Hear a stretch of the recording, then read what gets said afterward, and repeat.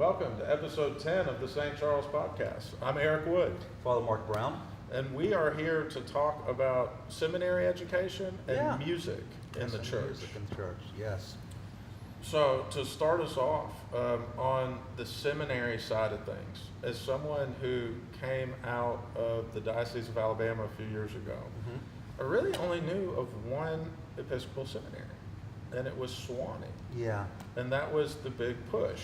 And over the last few years, it's almost like drinking from a fire hose, but of learning about all these other institutions beyond the little southern place up the street. Right. And it's been fascinating. Starts with like the deep history of the Episcopal Church and General Seminary in New York. And it's this like really proud institution that trained the founders of Nashotah House and these other places. Right. And my understanding is it doesn't even exist anymore, that it's like combined in with Columbia or something. Or Yeah, they're combining because they don't have the students anymore. It's just the number of people for vocations has dropped off. When you were in Nashotah House a couple of weeks ago, when you were signing the book, you're on the second book, right? And I think you said that going back all the way to the 1890s. Well, the one before that one's from what, the 1840s, and they filled up within 50 years. Here we are getting close to well over 100 years, 130 years, and that book's not even close to getting filled. Because that's how there's just been a dearth of seminarians, young men stepping forward. And the church hasn't really pushed it, hasn't really looked for it. I mean, where do we get our seminarians from? The usual place used to be the Altar Boys and up there. But when they started the 60s, the women's ordination came along. This is a social thing that people don't think about, is that when you have an all-male thing and the women petition and raise Cain and lawsuits to get in there, what happens when the men, they leave? You got these female reporters who want to go into the locker room with the men. Well, no. But then they get upset when the men want to go into the locker room with the women. Well, wait a minute, you can't have it both ways. But you look at what's going on, that the men just don't go there. Because what happens? Well, in the seminary, you start getting female teachers. Not every one of them. I'm just going to speak on my personal experience. And I know some outstanding female seminary professors. Alice Lindsay is one of them. She starts talking about anthropology and the early Jewish people. Just sit back, try to take notes, because she's going to talk about 15 layers over your head. That's how smart she is on this. And it's the same with women's ordination. But with me, when I got to the seminaries and I started being taught by women, it was, I got famously in trouble when I would refuse. We were talking about the creeds, and this Lutheran deaconess was, let's rewrite the creeds. And the Jesuit priest was like, yes, they're an embarrassment to the church. And I'm like, what? And so they started rewriting the Apostles' Creed. And I just sat there and looked. I was a deacon at the time. Make it a sparkle creed? What kind of a sparkling creed? I don't know what it was. This is back in 08, 09. And it's just, I'm like, well, that's Marcionism, that's Nestorianism. I'm just watching the heresies being written up there. And she finally realized I wasn't participating. And I'm back there, you know how I can be. And she says, well, Deacon Brown, yeah, you're not participating. No, I'm not. I usually don't participate in heresy. Who are you to say the church is wrong? Who are you to say the fathers of the church are wrong? Who are you to come up here and teach this? And these were a whole group full of young kids in their 20s. Some of them were, going to go on to seminary. Some of them were just going on to be teachers, catechesis in the Archdiocese of Mobile. And if it wasn't for Dr. Baggett, who was from Oxford, they probably would have kicked me out of the seminary, because I just opened my mouth, especially when the heresies. So that's what happened. So when General came along, Sewanee, and all the others, what usually happens? Men don't go to them anymore. These are institutions that General doesn't really exist anymore. No. But it's hard for me to square what Sewanee used to be with what it is now. And I struggle with that. And it's kind of like the Episcopal Church in general at times. Yeah. But sometimes we just have to face what it is. Yes, things happen.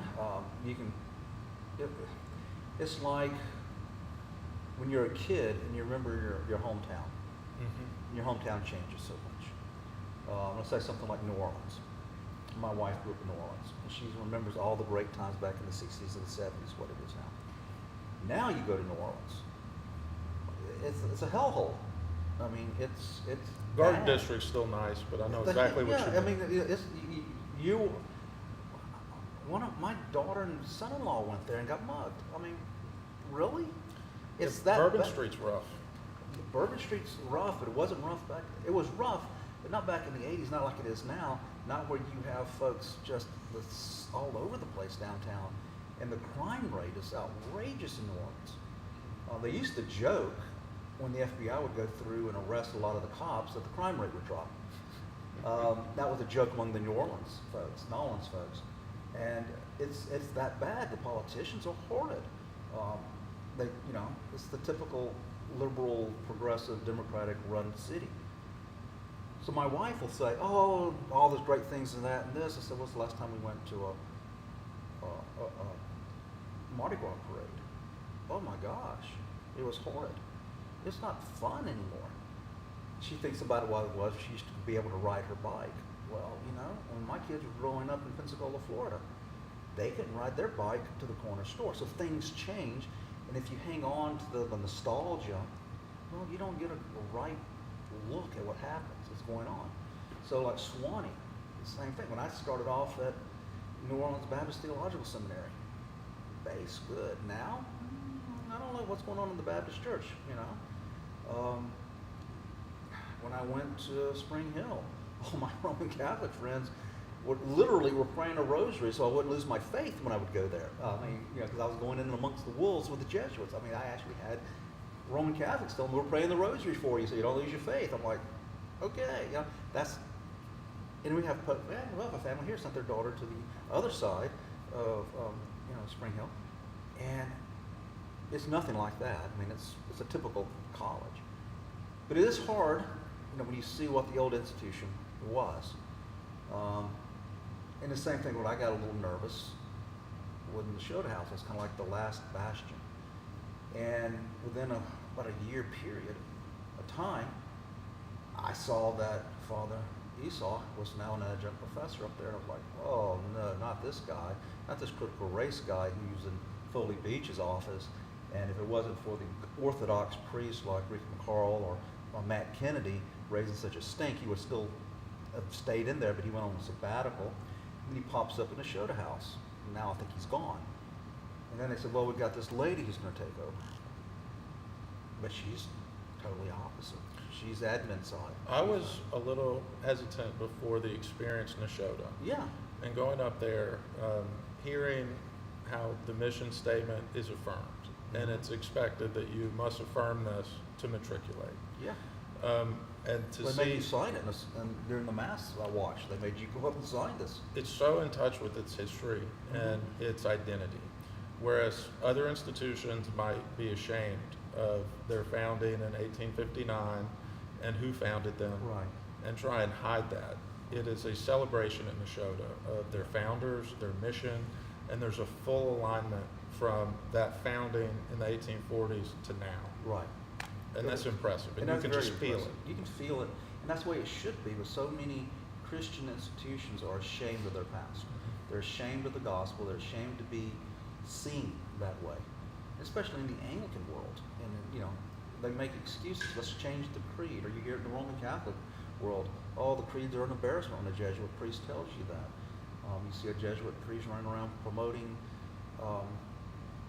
abortion and homosexuality, Martyr, and nothing happens to him. But you get somebody who stands on orthodoxy and they try to get rid of them. It's just amazing why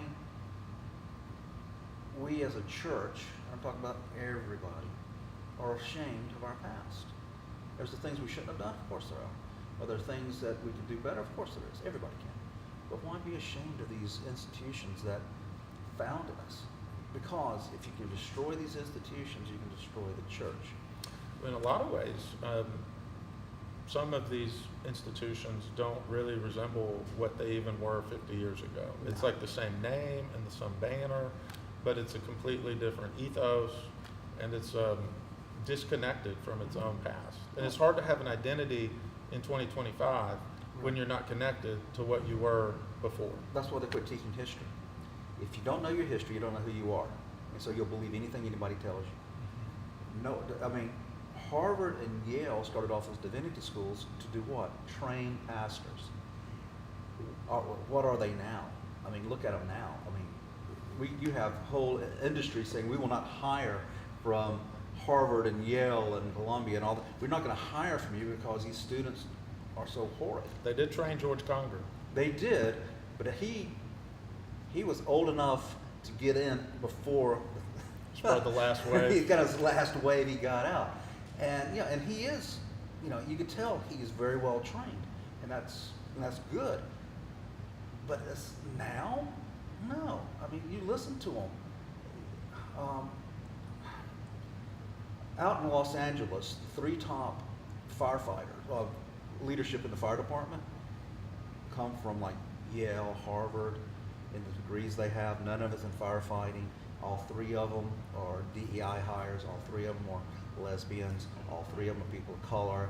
And the city of Los Angeles burned because these folks didn't know what they were doing.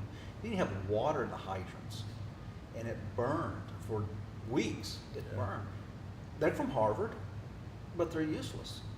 And most folks now, I mean, it used to be Harvard or Yale or Swanee. Oh, that's prestigious. Now, that's like stay away from those folks. So, Father, let's talk about where in the continuing Anglican Church do we get priests from? What are the seminaries of choice? Boy, I'm going to get in trouble here. Most continuing churches do not have seminaries. Okay. If they do have one, it's a small building somewhere, unaccredited, and most of the professors or teachers or priests or sort of who probably got a degree from someone like that. They're not. It's not good. Some of them also read for orders, which is self-study. That's also, it's like Jesus said, the blind leading the blind sometimes. And that's been the biggest problem in the continuum is the lack of education among our clergy. And there's exceptions. There's just, exceptions. Just like in the legal world, you can have an unaccredited law school produce exceptional lawyers. There's exceptions, but you don't want the rule by the exception. Yeah. So what's going on now is, what's happening now is that the continuing churches, like us or the APA, or I think ACC, might be wrong, maybe, are starting to send their seminarians. Yeah, I know a couple that have Okay, come like to the ACC. Shota House. And that's where they're going to send them because the Shota House is probably the most sound of all the seminaries left in the Anglican world in North America. So you're going to see them starting to send them there. And because the continuing church used to, it was all on the man. You had to do it.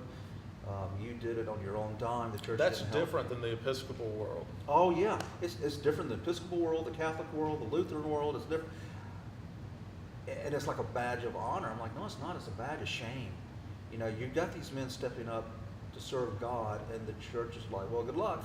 I've interacted with a couple on Facebook that seem, and this is just Facebook, so Yeah. there might be things I don't know, but they want to go to seminary. Mm-hmm. They're in that young 20s range, which historically yeah. has been when we send people to seminary. Right out of college. And they just don't have the money for it. And it's this proposition of going into all this debt to get a seminary education that there's not like a guaranteed placement for them, even at the end of it. That's a huge ask. It's a huge ask. I mean, think about this, Eric. If you weren't coming back here, okay, you went to a Shota House, you paid for it all out of your own dime. They're going to assign you to a parish, maybe 10, 15 people, that you're going to have to be a dual role. You're going to have to be a secular job that's going to feed your family.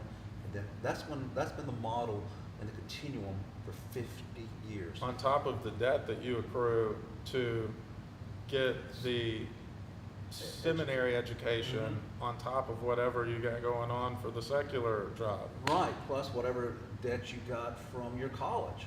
Yeah. I mean, I jokingly, people think I'm joking, but I'm not. I mean, I kind of tease some of the young folks. I said, do you know how much I paid per hour for college when I first started? I don't know, what, $100? No, $13 an hour. When the government gets involved, everybody gets greedy. I said, when I went back and worked on a master's degree in the secular realm, it was about $200. I about choked. When I went to seminary, it's $490, $500 an hour. It's going up. It's going up. Now, I mean, I went and looked back to see if I could go and take another class. There's some colleges out there wanting you to charge over $1,000 an hour to go to these classes. I'm like, who's going to be my professor? Is it going to be somebody of the caliber of C.S. Lewis, or is it going to be somebody of the caliber of Billy Bob? Usually it's going to be Billy Bob. It's not going to be these great, wonderful men and women you could learn something from. So seminary's gotten so expensive, and to expect continuing men to be able to take care of their families, accrue all this debt, get kids through school, and then you're going to give them a parish of 10, 20, 30 people, and they're just barely being able to keep the doors open. Man, that's been a huge problem in the continual. And they say the model works, and they continue to do it. And you're like, really? I think a lot of our problems in the continuing church are a clergy shortage problem, and it manifests itself in all these other ways. Yeah. But the root is the clergy shortage. Trained clergy shortage, yes. When I came to this parish 5 years ago, they had been without a priest for 7 years. Now, Deacon George had kept the place open. Okay? And when I first started coming here, I'd come up once a month, celebrate, and leave enough for a deacon's mass where he could distribute communion the other 3 Sundays of the month. And I eventually started coming up. The Father Glory came, and we were able to start a rotation until eventually I became the rector here. And Father Glore is Trinity trained. Yes, he's Trinity trained. Which is another seminary in the Anglican tradition that sound is just more low church. Yeah, it's more evangelical minded, and I mean, you know, and that's another thing. Is you have folks that just they get the blinders on. We must be evangelical, or we must be Reformed Anglicans, or we must be Anglo-Catholics, and they don't really want to. I mean, you look at the continuing churches. Most of them are Anglo-Catholic. How well do they work with others? If we were in kindergarten, back when I was in kindergarten, the teacher would tell your parents how well you worked with others. Mark does not work, you know, it would be the Anglo-Catholics in the continuum do not work well with others. You can say that for the low churchmen also, but you're starting to see some Well, changes. we need a monarch that can get us to come together and say, you guys got to sit in this room and come up with something. We need some bishops that will just, you know, sit down and you know, quit fixating on Deerfield Beach. Quit fixating on something that happened 40 years ago. Quit fixating on this and that, and just sit down and say, we're bishops in the Church of Christ. We're harming the church by all this division over pettiness. Let's come together and quit worrying about our own little fiefdom. It's in the DNA of the continuum not to do that. I mean, you see the G4 to the G2, probably the G1. Well, what has it been so far? It's just been the ACC devouring the others, the smaller ones. It looks like part of the APA might not be up Part for of the that. APA may not be up for that. It's not, you know, not just talking about, you know, Bishop Giffen. I'm talking about there's priests in the APA, there's priests in the ACC that are not happy with what's going on. You know, bishops, hang on, you know, we priests do talk. And there's a lot of priests out there that are going to smile at their bishops and be obedient, but behind the scenes, they are not happy with what's going on. We're too divided up into these little fiefdoms, and it holds us back by not being able to pool resources to punch above our weight the way our more liberal counterparts are able to do. They're able to do it. We would rather be in our small little mud puddle, be the big tadpole in the small mud puddle, than to say, hey, let's make a big lake. And yes, I might lose a parish here, but I might gain a parish there. Why don't you work together, bishops? Maybe we're gonna need new bishops, a different type of bishop. Maybe the young men going to seminary, you know, in 20, 30 years will become bishops, and they'll have a different mentality if the continuum is still even here in 20, 30 years. I think one thing that's so attractive to me about Nashotah House is how it's this one continuity point for all these different factions within the continuum and within the ACNA, certain Yeah. dioceses that are very Anglo-Catholic in their orientation. That's the place where you see all these people that have essentially the same beliefs in Yeah. the same place. Same place, just different initials after their names. You know, and we need to get past those initials. I mean, just reading what Bishop Giffen writes, do I agree with everything? No.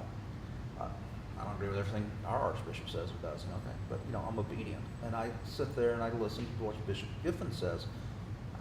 He makes a lot of sense, okay? Now, I know the ACC and some folks in the ACC and APA, they just can't stand him because he standing up going, the emperor has no clothes on.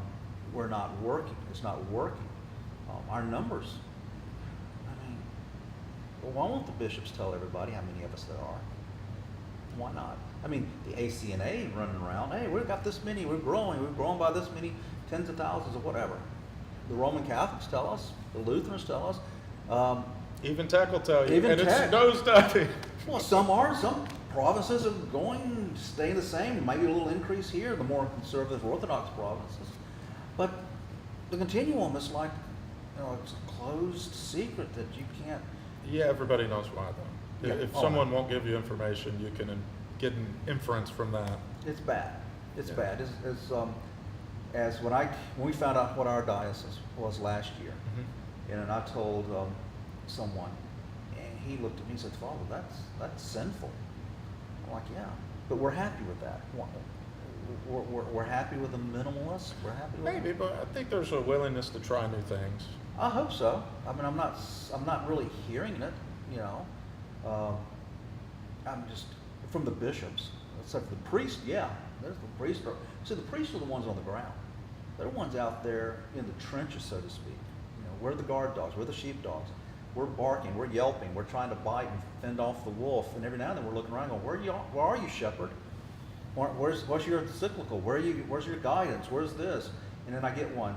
Read this in the pulpit. The church is not racist. Yeah, there it goes. I'm not going to read that. You know, because the church isn't racist, and I'm not going to sit here and read that trite. So where are the bishops? What are they doing? I mean, it's like in England. Did any of the bishops stand up and say anything about the Pakistan, the Muslim rape gangs? No, not that. Did the bishops stand up and say anything when they passed laws that allow them to murder children up until the moment of birth? No. I think the Bishop of Osbury, whatever the continuing flying bishop, not continuing, but the more sound flying bishop, put a statement out from his see like a week after, if I remember right. Very milquetoast. And he was the only bishop that said anything that I remember. Yeah, very milquetoast. And it's very, because of the laws over there restricting your speech. Yeah, they'll I put mean, you in jail. They'll put you in jail. If you pray in your head and the police come up to you, you're a Christian in England, and they're praying in your head. Are you praying? Yes. You're within so many feet of an abortion. What abortion? What? You're going to jail. Scotland, you have a Bible study in your home too close to a forbidden place for you to be. You can go get fined, go to jail. I mean, Vice President Vance talked about that earlier. Just this past trip, President Trump talked about that with the Prime Minister of England standing right next to him, called him out on it. You know, is it going to change anything? No, I mean, they're not going to change. I think a new government would in the UK. The UK is finally, you're starting to see it throughout Europe. And it's about time. You're starting to see the protests in the streets, not 5 or 6. You're talking about thousands, about tens of thousands in the UK, in France, Germany, Spain. Everybody talks about the riots going on in Spain right now. And then in Ireland, in Northern Ireland. They have, every year they have this bonfire, like we have the Burning Man down in the Southwest. They have one up there. And this year they put a boat full of, effigies of migrants, and they burned it, and everybody's like, that's hateful. And the Irish are like, so what? We want them gone. Why? Why do they want them gone? Well, when the government does not take care of its people, not church government or civil government, the people have the right to sit up and say something. That's kind of our founding ethos in America. It is America's founding ethos to do that. That's why they gave us a Second Amendment, not for I go out and shoot deer. You know, our founding father, Jefferson, said this famously, the tree of liberty must be watered from time to time with the blood of tyrants and patriots. Well, you know, I'm listening to Rhett Murphy and all them over in England going, what's going on, what's going on, what's happening? You know, and we're going to take the country back. And I'm thinking, and I just watched a panel of 3 Roman Catholic priests. When the communists and secularists, and they're all from like Eastern Europe or whatever, get in, you can't vote them out. If you vote them in, you can't vote them out. You got to shoot them out. Well, and so you're starting to see even the church in England starting, the church in Europe, starting to say things. And you know, that's why Sunday I kind of like, hey, you know, guy made a couple of folks mad. And okay, I'm beyond caring if I make people mad anymore, because I'm just watching the church silent. In the Shoda House, you know, where did the places of anti-slavery, anti-racism, and all this happen? In the church, and it was men trained in places like the Shoda House. Mm-hmm. That the gospel formed these societies against slavery, formed these societies against racism, voting rights. Abolition movement came straight out of the church. Out of the church. And then, you know, who did you usually see walking with Dr. King, who was a Baptist pastor? You saw Episcopal and Roman Catholic priests. Went both ways, though. He did write the letter to the Birmingham jail to the rector of Advent. Yeah, it goes both ways. I mean, one of the continuing churches did form, and we won't say their name, basically because they didn't want integration, so they formed sinfully. Now they're not like that now, but back when D's formed them, it was over integration, and that was wrong, and that was just, you know, they were cut from the vine when D's died, and they almost died off. They repented, and now they're slowly coming back. But another thing the seminaries do that are wonderful is like your first class, music. Mm. The Anglican Church has a rich tradition of music. So much. So much. And we don't do it anymore. But there's a lot that I kind of recalled a little bit that in Huntsville, Alabama, we don't have a proper evensong in an Anglican or Episcopal church. It just doesn't. You got to go to Birmingham for that. Yeah. And that's something that it's always been that way. And it's not wrong. It's just the size of the community here vis-a-vis Right. there. But that is part of the Anglican tradition that's amazing. Oh, yeah. The that part I really didn't have much exposure to. The part that resonated for me the most, though, is this golden age that happened from like 1830 to about 1920. It's all the songs in our 1940 hymnal. Right. And it's where you had I couldn't believe this, but before 1820, it wasn't legal in the Church of England to have hymns. Yeah. It would always be tied into the liturgy type thing, and the hymns were viewed as like a continental phenomenon that came out of the German-speaking world, and then a Methodist phenomenon in England, Right. where that was something that the younger Wesley brother wrote a ton of them, and the Methodist Church was known for the hymns. And then in 1820, it's allowed in the Anglican Church, and it sets off this golden age. Oh, yeah. And that most of our stuff comes from either the Wesley hymns, a translated German hymn, or something written in that golden age. Yeah. That's it. Well, a lot of our hymns in our 40 hymnal, if you go in there and you look, it'll say St. Augustine, 4th, 7th century, 6th century, you know, Latin hymn from, you know, the 8th century. Just set to, well, kind of the organ, modern music. But it was something else in the 1700s. We started chanting evening song in the cathedrals. We had really, like we do now, have choirs, trained professional choirs in the cathedrals, and they could do this. And then about that time, it started filtering out into the smaller, like us. Well, we don't have the trained professional. We got a volunteer choir. We got a volunteer choir. That's right. And you know, it's harder, but it's just beautiful if you listen to it. I mean, I'll be in my office or at home, and I'll just go to YouTube, and you can say, "Oh, there we go, 2 hours of Anglican chant," and you just listen to this beautiful melody, and it's just. That's hard to do. It is. That takes so much of. It's Well, there's lot. different ways you can do it. You can do a plain chant like what we do. Now that's more attainable. That's more, and that was actually developed mainly for, you know, smaller parishes like this. Or you can do Augustine, or you can do the 4-part harmony chants and all these other stuff, and it's like really involved. And well, those are need a professional choir, but the plain song. I mean, Well, you found out in the Shona house, they were chanting the scriptures. We used to sing and chant almost everything, chanted the prayers. Chanting the gospel is powerful. That you All walk that. out in the middle, and there's a certain way to do it, where you only lower for the last word of the sentence, and it tells the listener, this is the end of the sentence. Yeah. And then the next sentence, this is the end of the sentence. Right. And it really has a rhythm to it that, when done appropriately, in my mind, elevates the text, makes it set apart, makes it special. Yeah. But my gosh, it's so hard to do some of those collects and Oh, some of yeah. that stuff with the high-low movement. Oh, the prefaces. I do a basic preface every Sunday, and every now and then, like Transfiguration's next Wednesday. If we were doing a high mass, I'd be chanting the entire thing, but I won't. I'll be saying it. You get in there, all the prefaces we have in there for the different holy days. Some of them are short and kind of easy. Some of them are so involved and long, and you're like, I got to really practice. And you say it just one day a year, so it's kind of you forget about it until almost the week before, and you're like, oh no, I got to learn this one again. Part of it too is we don't have as long of a history in the South of the chanting. No. It's more of a northern phenomenon within the church, in my experience. Yeah. We don't, outside of the cathedrals, we don't. Because what happened in the South and the West, what Christian groups went out there? The more the Baptists, the Methodists, the Episcopalians, the Anglicans, the Roman Catholics, they hung around the cities, the urban areas. And it was these small, and you know, these Protestants, the ones I was mentioning, are more independent minded.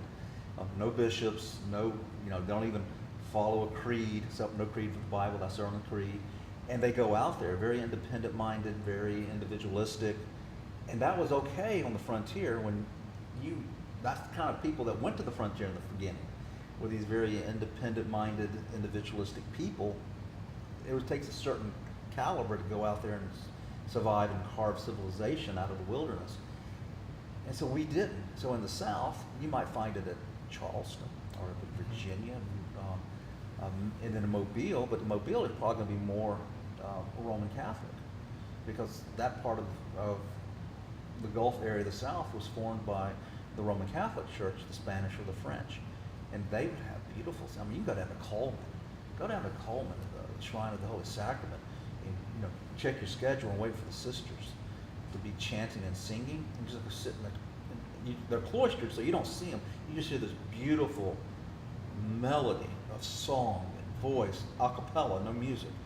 These nuns will just, you feel like you're elevated into heaven listening to them sing. I think that's where the chant starts, where it's in the monastic communities, and that's where the Gregorian chant comes out of, and then it develops up until the Reformation period, and then you start seeing the Anglican chant take on its own kind of identity, but all in the cathedral setting. Yeah, all in the cathedrals, because that's usually the ones that had the ability to, had a bigger source of being able to draw talent, but also train talent. Like most of the singers you see, choirs in England and Westminster and all that, most of those folks are not even Christian. They're paid. A few years ago, when Father Robinson was doing his Easter program, he was doing it at a Christmas one. It was Christmas at an one, yeah. ordinariate parish, and a Roman Catholic ordinariate parish. Right. He said he couldn't because someone in the choir. The choir, which is hired, even in the Roman Catholic Church is hired, the majority of the choir was homosexual. Yeah. And they didn't want to hear that. They didn't want to, because they didn't like Father Calvin's positions on the church's position on homosexuality. Yeah. And I think we yeah. got away from having the boys' choirs at a young age to where kids are brought up singing, and then you could identify the people that had like real talent, You can do and that. get them specialized training. Yeah. But when we break that chain of young kids singing in the church, we lose that. We lose that. When you break the chain of young boys and men serving at the altar. I mean, trying to get the teenagers in this parish to step up and serve. They have no basis. They have no understanding of serving. They just, you know, maybe some of it's cultural, some of it's being teenagers, but there's no culture of service anymore for our children. And it's, you know, how many of them want to come up here with a bunch of gray-haired guys? You know, I would prefer to have a bunch of teenage boys and, you know, little 8, 9, 10-year-old boys up here. That's the ideal. That's the ideal, you know, and teenage boys, college kids, men up here serving, you know, and who do you see up there that might be gray-haired? Well, that's the priest. let's tie this back to another period in our history, Father, both on the music front and on the seminary front. After the execution of King Charles, there's an 11-year period when the protectorate wipes out the voice choirs and the seminary institutions at the time, and there was a break in the chain. And it was only 11 years, and maybe we've experienced a little bit longer, but I think the same principles would apply, that we need to reestablish that chain. Yeah, we need to reestablish it. And I know some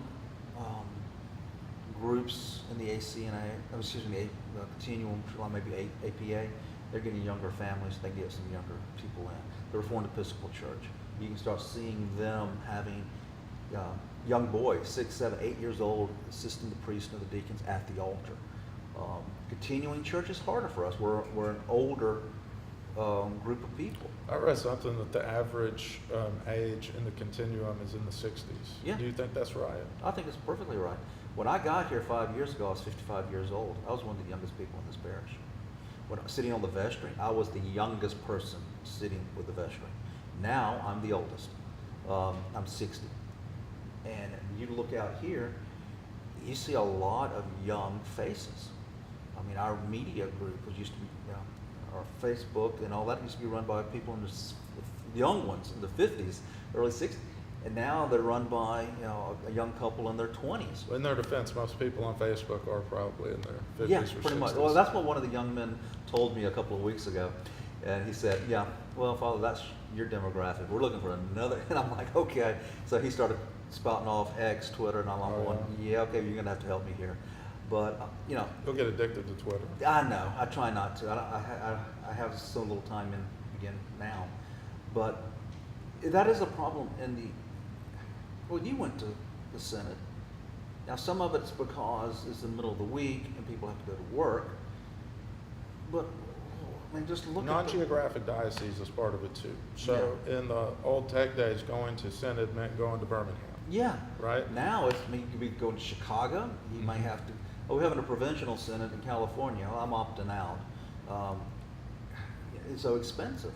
So they have these non-geographical dioceses. You can't just get in a car and drive a couple hours and come back home at the end of it. Ours was down in St. Albans. I mean, I broke it up in 2 days. I drove to Pensacola, which was 5 hours, and I drove another 6 hours down to St. Albans. 11 I did hours. a family trip to Orlando. Yeah, you turned it into a family trip to Orlando. But so who is there? Who is the representative? You see them. These folks love the church, they love the Lord, but is representative of the continuum. You're seeing a lot of gray hairs, a lot of folks using walkers, rollers, and all that. And you're like, that's the image of the continuing church. And then you'll have some like St. James on the Glebe. You go look at it, and I mean, the number of children they have under the age of 8, it's wonderfully, amazingly wonderful to see that. But that's not the norm. We need to make that the norm across the board. It needs to be across the board. In every church, it needs to be the norm. But we need it in the Continuum Church. We need that. There are parishes within our diocese within 10 years, everybody's going to be dead in that parish. Unless something changes. Unless something changes. Okay? That's going to happen. Same thing in Tech. There's some parishes out there, because the average parish size are all like, the Advent or the Trinity or whatever. They're smaller parishes, maybe 20, 30 people. And, you've seen it in other denominations. They're trying to keep the doors open. But after a while, that's it. So unless we do a change. Now, where are most of the young folks going? Well, they're going to the big box churches for now because it's entertaining. They might get fed a little bit, but most of it's entertaining. And you're seeing a lot of evangelical young, especially young even in England, going to the Roman Catholic Church. You got some of them going to the ACNA. Yeah, and I that's got to some. think that we'd be able to tap into that same offering if they knew about us. They know. Well, we're the best kept secret in Huntsville. We're beginning some that have gone to evangelicals here, but not a lot. Because, to be honest, we're not. I've had the lady who cleans our church. She used to live up the street, and she walked by here about a year or so ago. She said, "I got to tell you something, Father." I said, "What?" She said, "I've walked by this place for probably 10 years. I never knew it was a church." Ow! I lived here in Huntsville back in the early 90s. I didn't know this place existed. And I used to come downtown. I was an active Episcopalian for a decade, didn't know it existed. You didn't know it existed. You know, how did I find it? I was looking for St. Mary's across the street because we were it's a Saturday and we were needing a place to worship, and my aunt lived downtown, so I'm gonna go find St. Mary's. I ended up on the wrong, thought I was on Washington. I was actually on, thought I was on Jefferson, I was on Washington. And I said, oh, there it is. I'm looking at it, the back of St. Mary's. Oh, there it is. My young son Caleb said, well, he turned and said, well, what is this? And I turned and I looked, and then I saw St. Charles, but it looked like it was abandoned. It's down to 7 people. It was down to nothing. It looked like it was abandoned. So all of a sudden this is abandoned. You know, the grass and everything is abandoned. Yeah. And I walked and I looked through the door, and I happened to see the Sanctus light was lit. And I said, oh, it's not abandoned. There's sacraments in the altar. I sent my family over to St. Mary's, and I walked into here to see what was going on. And that's how I found this place. That's just God. You know, I'm fighting with that. Most folks drive by, they don't see. I walk down the street. When I first started walking down the street downtown, oh, you're St. Mary? No, I'm in St. Charles. Well, where's that? I mean, the folks downtown, living and working downtown, coming, where's St. Charles? Mm-hmm. Well, right there. And they're like, oh, okay. And so they're starting to look. Is Gideon folks coming? Well, no, not yet. But now they actually know we exist. That's step one. That's step one. And that's been a problem in the continuing church. Nobody knows we exist. It's almost like the continuing church needs a rebrand. And not any changing of doctrine or beliefs, No. but just forward-facing projection into here's what we are, this is what we're about, and leaning into digital evangelization instead of being dismissive of it. Yeah, we got to. The formula doesn't work. This is not 1550s. This is the 1950s, 1980s. This is not even 2000. We got to quit thinking if we still act that way, the folks are going to come. When my grandparents were young, they could, stop, nail a sign to a building, Preston Street Baptist Church, people would come. There was a time, and this is borne out in our book, that when visitors come in, they sign a book. If you look at the run from like 1985 to 1988, it's just page after page of these newcomers visiting. I don't know how many stayed. Right. But the only marketing that was done then is St. Charles. In the beginning, they said traditional Episcopal Church, and then a few years later, it became Anglican Province of Christ the King. And it said 1928 prayer book. And I think in that time period of the late 1980s, that was all you had to say. And you'd have people coming in the doors. 1928 prayer book, because you had this mass of people that grew up on it, were familiar with it, knew it. It was their comfort place. And that generation's dying. it is. It's almost gone. Yes. And so, it's like the King James Bible. I grew up in a Baptist church, King James, that was it. Now, not the 1611, the 1789 when they redid it. The one we call the King James Bible. Well, we call the King James Bible, which is not the original King James Bible. They changed the F's and the S's. Right, and the Psalter is totally different, Cloverdale Psalter and all that. It's like when I'm reading, For God so loved the world, John 3:16.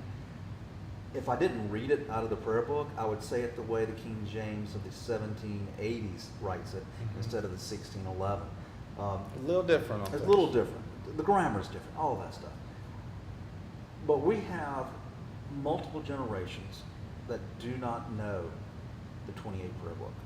Never heard of it. It's no longer a magnet for It's people. not a magnet.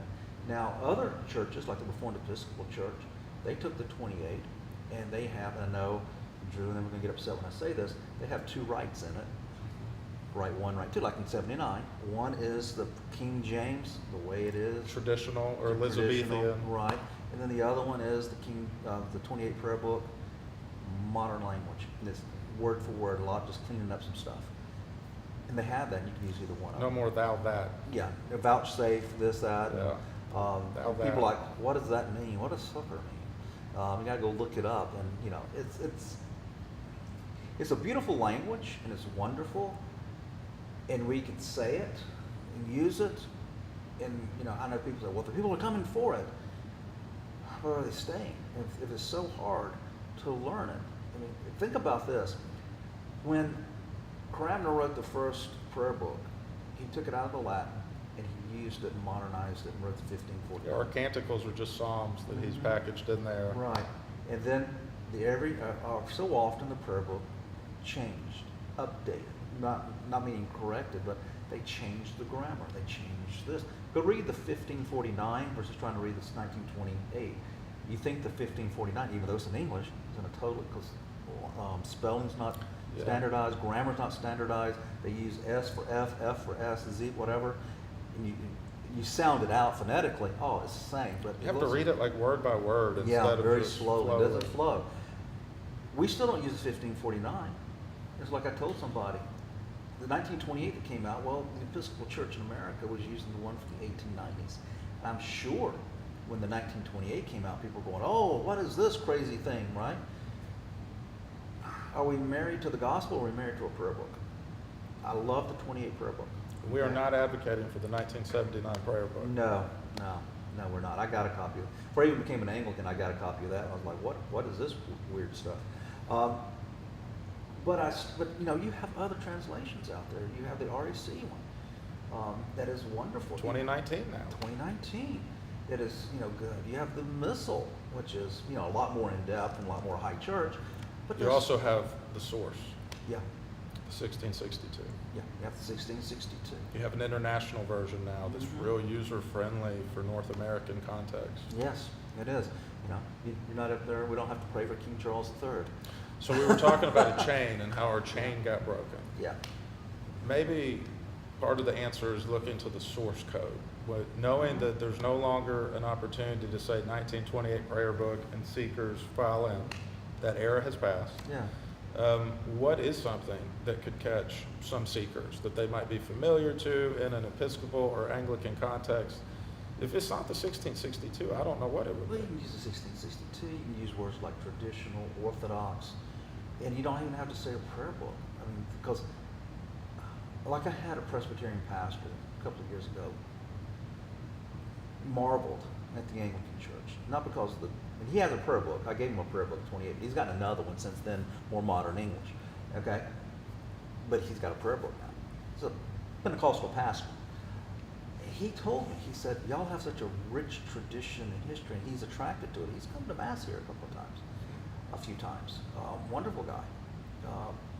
And I've had Reformed folks sit here. I've had Methodist guys coming, pastors coming. And what's drawing these folks is our traditions, our history, our orthodoxy. We're not changing. I mean, I get emails once a week from a Baptist who's asking me questions theologically. He says, so what is the scriptures? And I start off with scripture, then I go to church fathers, and he's like, it's just so much more. And that's what's drawing them, showing them that connection all the way back to Christ and the traditions, the orthodoxy, that ties us all together over the last 2,000 years. And you don't have to say anything about a prayer book. They're going to show up. And, that's why we're creating a little missalette. Ray's hopefully going to be printing it off in the next few weeks as a cheat sheet, because you come walking into an Anglican church, what are you going to need? Well, here's your bulletin, here's your 28 prayer book, here's your hymnal. A lot of Good places, luck. I have seen places, and it gets expensive and it's time consuming, putting everything in a bulletin that would otherwise be in the prayer book. And I'm torn on that. I think it is seeker sensitive. I think it does make it easy for people to come in, but it makes it easy for people to never open their prayer book up and be members of your parish, which has some negative stuff with it. Right. And what we're doing is like the collects of the day and the different readings. We're not putting those in the missalettes. We call them missalettes, little cheat sheets. It has everything else, and it tells you what number in the prayer book and things like that to help them. But not be a replacement of the Not a prayer book. replacement. Because what I have seen is that folks who've come in, and you give them that, and they use it, and then they get used to the service, and now they're getting used to following it in the prayer book, because you see me up here, I'm flipping back and forth. Well, guess what? The congregation's flipping back and forth too. Well, if you grew up like you in the Episcopal Church, or you're 70 years old and you've been in it, okay, that's no big deal. Go back and forth and do all this. Come morning and evening prayer. But if you come in from the Baptist tradition, It's a different language. It's a totally different language. It's foreign. It can be overwhelming. Not only just trying to follow along in the prayer book, but just watching here. Or if you come from the Catholic tradition, you know exactly what to do. You don't know what it means. You don't know why. You just know when to do everything. And we have folks here in the Anglican Church that have the prayer book pretty much memorized because they've been here for so long. You can go to the Roman Catholic Church. Their liturgy doesn't change. They're memorized too. They're memorized too. They have their little liturgy books in the pew. They don't use them They though. don't They use know them them. because the people have learned them, and you can always tell when I visit a Roman Catholic church. We get to the Nicene Creed, I might start slipping some Roman Catholic things on how they reinterpreted or interpreted the creed. God from God, true God. It was like true God, light from light, true God from true God. Things. I did it Sunday. There's nothing wrong with that. It's just the difference of it. But you sit and watch Roman Catholics in their church. And this is a wonderful thing about it. You sit and you watch them. They're sitting there, and they can throw a curveball. The clergy can throw a curveball and change something up. There's enough of them out there that, I've seen that curveball before, and they just go right with the flow and they keep moving. Because they have different ways of doing prayers of the people, different ways of doing confession. They have variants. They have variances of. The only thing that changes really sometimes is just the way the Eucharistic prayer. They have different Eucharistic prayers for different times of saints, different seasons, and things like that. So the priest is the one usually having the change going on. The people's responses, except for the Psalms, will change, are pretty much the same no matter what. So I can go and sit down at St. Mary's across the street. I don't need to break out. I just sit there. And it'll take me about 5 to 10 minutes, and then I've been in enough Roman Catholic Masses. It's all going to come back. And the same thing can happen when I go to another church, Anglican church, and I'll sit there and open up my prayer book. Or I will just sit and just do it. Like if Father Glory's celebrating and I'm the deacon of the Mass, I'm behind him. I'm saying it in my head because I've said it so many times. And I'm not looking at my prayer book. I'm not doing any of that. People say, have you memorized it? Yeah, why do you look at the prayer book all the time? So I don't get lost. So I don't get, because if you're really worshiping, sometimes you can get caught up in the moment of worship and you can, where am I? Okay? It orients you to where you are in the Mass. It orients you to where you are in the Mass, since I'm the worship leader, leading everybody in worship. But I would love for us to get to the point where everybody can just say it without having to use the prayer book, except to look at the different collects of the day or the readings. But I really give kudos to the Roman Catholics. They know their Mass. They do. And they do. And it's they used to have an abortion clinic in Pensacola, and the Roman Catholics would show up, and somebody say, let's say a rosary, all the rosaries would come out. Nobody's looking at a book, nobody's looking at their phone. They're all glorious mysteries, this mystery, that mystery. They're just doing it. That's something I need to improve on that. We all do. On the Anglican side, we all do. Well, we do the Angelus here. We have a spot for it. We have a spot. At Nashotah, they do this bell at like 12:30 every day. I think it's called Michael's Bell. It's got a name. Yeah. And when that happens, everybody stops and does the Angelus. Yeah. And I didn't have it memorized, Yeah. so I'd have to get a little card and Yeah, we got it right over there, and here, is every at noon. If I'm in the building at 12 noon, I come up and I'm over there and I'll say the Angelus, and then I leave. I say it. You could say it. There's ways of saying. I've seen beautiful ways of saying it where there's bells and the chiming and everything, but just there's so many. It's what we call sacramentals that help us with our faith, like the rosary, things that we just don't use in the Anglican. Well, it comes from the Roman Catholic. Well, there's Anglican rosaries. What? Yeah, there's Anglican rosaries. I have an Anglican rosary. I have a Roman Catholic. My Roman Catholic rosary was given to me by the Knights of Columbus, so I use it, and it has the cross of Saint John Paul II, the one he had with him. It has that cross on it, and I use it. And I'll say a rosary. I'm not as good as my Roman Catholic friends at all. I'm not. It's just vain prayers. I'm like, no, it's not. Yeah. We know God is hearing it, and when we talk and we're asking, the Blessed Mother to pray. Think about that. You're connecting with millions of people across the world, billions of people across the world who are praying these prayers. and God hears them. And no, Mary does not save us. This is going to be a little, I guess, scandalous. I look at this. Is Mary a redeemer? No. Is she a co-redeemer? Yeah. So technically she's a redeemer. What do you mean? It's through Christ, through her came. She introduced us to Christ, just as much as my Aunt Carolyn introduced me to Christ. And through my Aunt Carolyn, I was saved, redeemed by Christ. So no, Mary doesn't save me. My Aunt Carolyn didn't save me. It was Christ. And if you go read the Roman Catholic Catechism, most Protestants will be shocked at what they find in it when they see justified by faith. They see that God's, how did we come to, the Catechism, I think it's number 1900. How do you come to faith? God's grace allows you to come. Whoa, wait a minute, that sounds kind of like what you hear in the Protestant. Well, where do you think the Protestants got it? From the Roman Catholics. They didn't come up with this stuff, and we need to stop that. And on both sides, there's Roman Catholics who are arrogant folks that say, we are the only one true church. Jesus Christ formed us. And I'm just looking in my head, no, he didn't. He didn't. There was no such, no, he didn't. He called you children of light. Jesus never went to Rome. Jesus never did this. Even Peter says, you're wrong. So, so we have it on both sides. And we need to get past all that. We need to get past all the stuff we see going on in the continuum. I think Bishop Giffen's got some good ideas. And like my uncles used to tell me, my great uncles who were bomber gunners on bombers over Germany and Japan, would tell me, how we knew we were over the target? How much flak we got. Mm-hmm. If we were not where we were supposed to be, the Germans wouldn't waste the ammunition on us. But we get close to the target, they're doing their best to knock us down. And that's one of the things I told Bishop Giffen. I said, if these folks are coming after you, your grace, know that you're over the target. I learned that lesson from my uncles.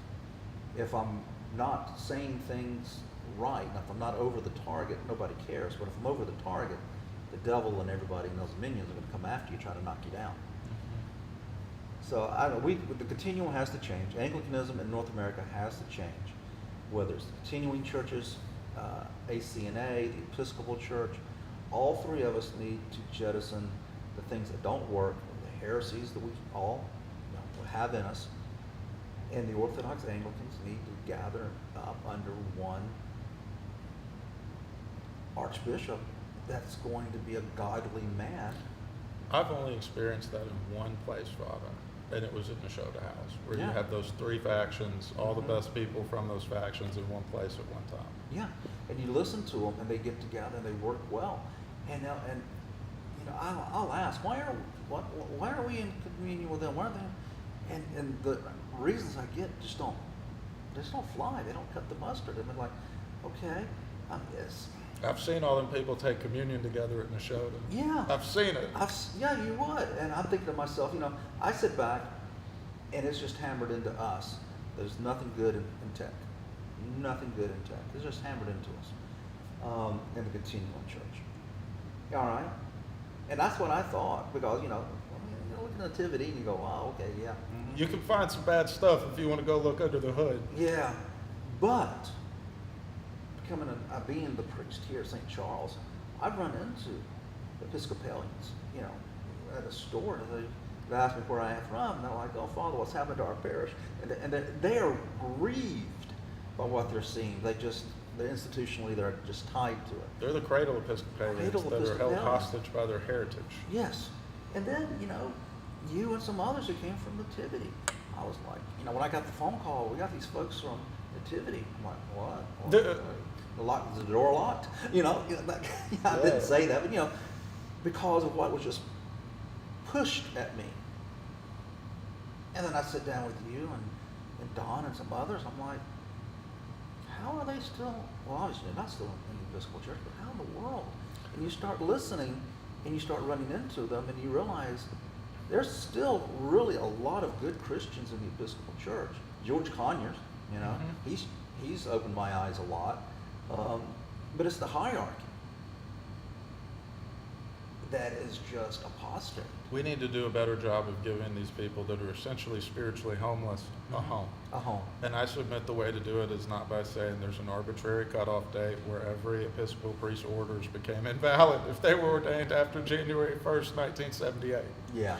I think that is seeker repellent when you tell people you're heroes, everything you believed in was totally invalid, and you watch your heroes fight and ultimately lose the struggle, and Right. it grieves you. And then you're looking for a new home for you or your family, and to be told your heroes fought for nothing, and in fact, Yeah. that guy wasn't even a priest.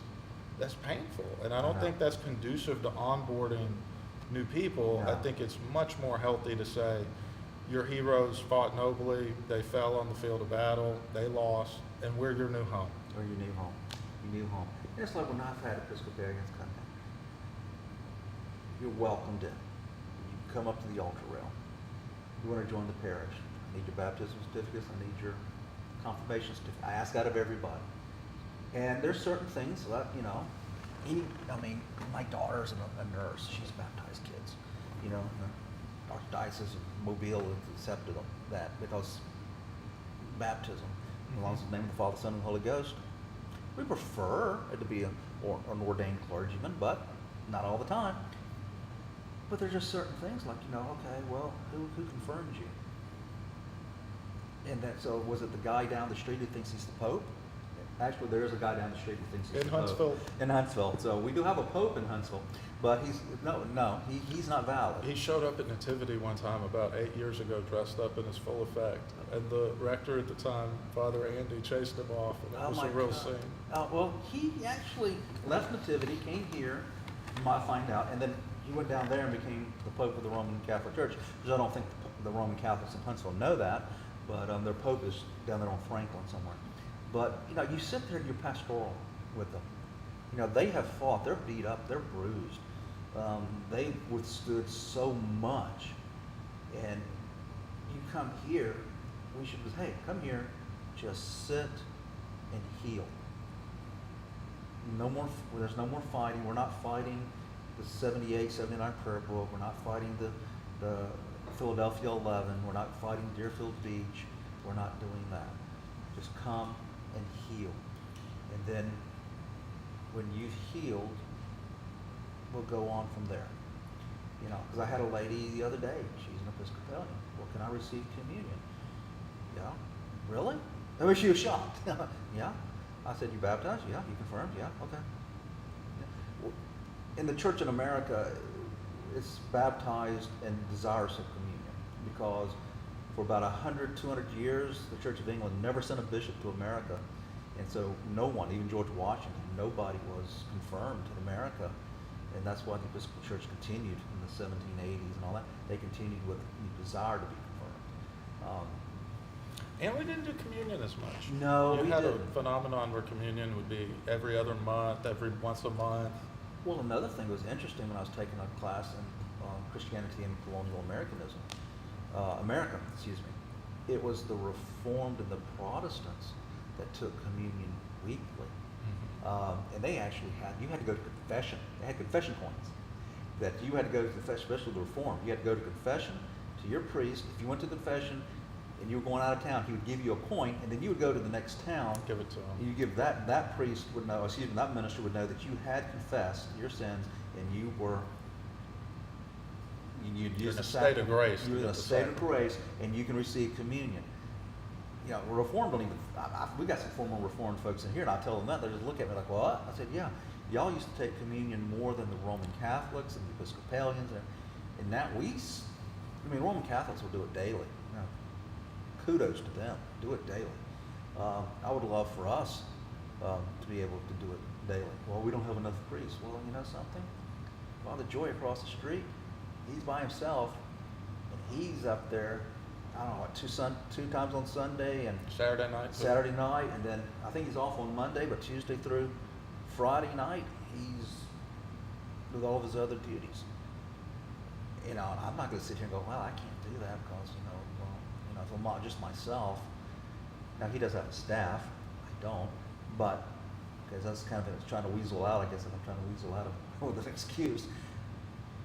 But that's the beauty of having communion, and it attaches you to God and the sacraments, and it fills you. But there was a time when we in the Anglican Church didn't do that, and you still have some. But I served a parish that was once a month was fine. Drove me crazy. Advent in Birmingham's like that, where they would offer it every week, but they'd have all these offerings of like morning prayer too. Yeah. To where like if you went at 9 o'clock every time, it would be communion like every other week or something. Yeah, I know. You'd have to go at different times to catch communion every week. Yeah, I know. That's okay. That's kind of a holdover from that period. It's definitely an old school. Old school from that period when the sacraments. I mean, we went from 7 to the Reformation. Well, no, there's only 2, and then the 39 Articles. There's 2, but there's 5 more. I mean, you're like, why are you trying to differentiate them? They were 7. Yes, Jesus precisely gave us 2. Well, the church. Oh, well, Jesus is the head of the church, so obviously, the church gave us to us also. So Jesus gave us those 2. It's just the nuance picking on it, and we have 7 sacraments. But after the Reformation, everybody wanted to.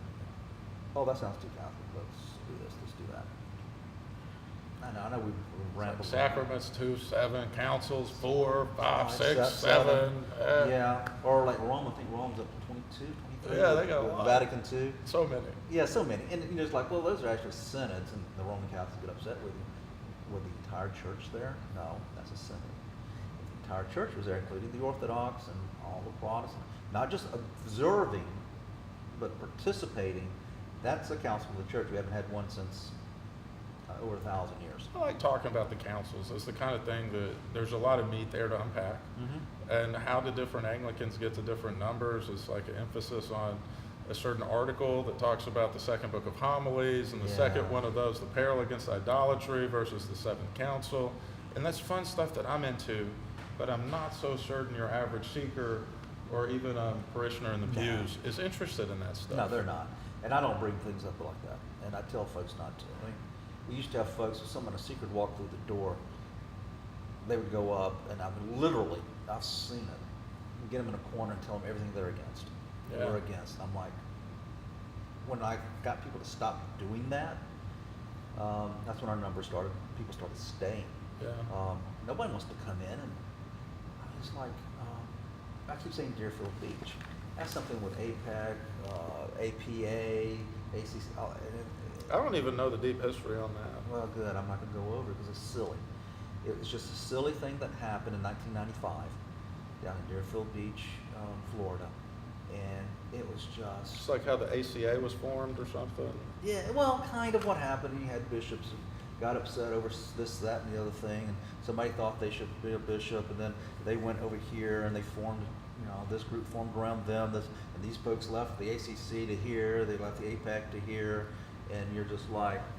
It's confusing. Confusing, irritating to no end, because this was the pride of men, not the work of God. And everybody is, I've had our bishops say they don't think the APA has valid orders. Why? Because of Deerfield Beach. And I'm just trying my best not to just go, oh, good Lord, save me. A lot of elements of the church, they think all those arguments were so silly. They think if we say someone doesn't have valid orders, we don't have valid orders. I mean, it's all this endless game where the Catholics don't think we have valid orders. And the Orthodox don't think the Catholics have valid orders. The Orthodox, the Greeks, and all them, they think everybody in the West are heretics. I mean, I reached out to the Orthodox churches here. They don't play well with each other. I mean, one of them actually said, why would I want to, let's have a cup of coffee, Christian brothers. Why would I want to have a cup of coffee with you? We're not in communion. That's different than the Roman Catholic parish across the street that'll let us use their parking for stuff. We have a funeral and we need something. We can go across the street. Hey, can we borrow it? And they give it to us. One time, Father Joy hadn't seen me walking around for a couple of weeks. It's just before Mass started. He came across the street, opened the... Is Father Mark okay? Oh, hi, Father Mark. He hadn't seen me. He came to check on me. Yeah. I mean, that's how a relationship between two sister churches are. It's similar at Nashotah House. They have a Mhm. partnership with, I can't remember the name of it, but there's a Catholic seminary close by. Yeah. And once a year, the deans of both places will go or something, and they play a flag football game. Yeah, do something. And, the Christmas parade coming along. I know we have St. Nicholas out front. Knights of Columbus across the street are like, whoa, like they love this. Yeah, we gotta they get would you like in- that. I could see it. Yeah, they said, we got to get y'all in the Christmas parade. Well, they won't let us in the Christmas parade. The Knights of Columbus got up in arms about it. We might get in the Christmas parade this year because the Knights of Columbus might throw their weight around. They have enough juice to They have make it enough happen. juice to do it, maybe they do. I mean, but I thought, well, listen to that. We have to stop this silliness of saying you're not exactly like, and I've been guilty of it, you're not exactly like me, so therefore, no, we're not gonna work with you. We're not gonna do this. We're not gonna do that. Doctrinal issues, yes. If you're holding to a heresy, okay, get rid of that heresy and we can work. But if you're across the street here, if we're doing something and some folks from tech show up, thinking yeah, come on in. No, you can't come in because you belong to tech, that evil thing. Father, we've been crushing it today, and we didn't even Yeah. get into the ACNA trial. No, we didn't get into that. We didn't even or get the into that. APA Senate that's going on right Nothing. now. So we can do that maybe next week. Episode 11. How about Yeah, that? we'll do that. All Episode right. 11. All right. See you Good to next time. All right. See y'all.